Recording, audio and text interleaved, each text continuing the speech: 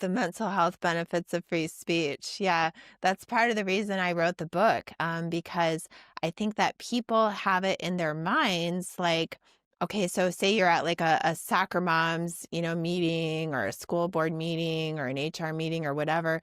I think people have this idea in their minds that, well, to just err on the side of safety, to make sure that, we really create the best space for everyone.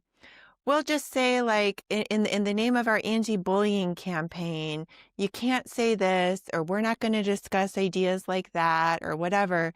And I want to give the public a way to answer back and to say, hey, wait a minute. If we're actually concerned about mental health here, if we're actually concerned about kindness, then we should actually make sure that people can handle debate. We can make sure that people can handle, disagreement.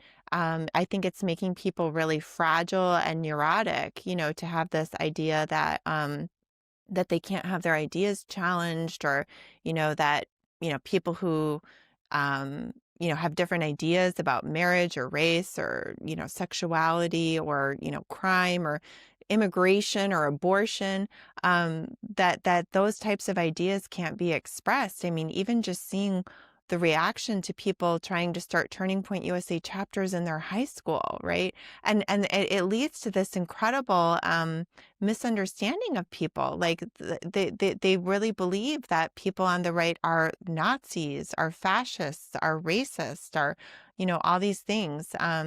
So I think what we're not talking about enough, that we should, is the mental health benefits of free speech, and flipping that conversation about hate speech and bullying around and saying, well, instead of putting out a bunch of politically correct speech codes and whatnot because we're so concerned about hate speech and bullying, we should realize that what's actually hateful and what's actually bullying is to essentially cut out people's tongues. Like that's what we really shouldn't be doing.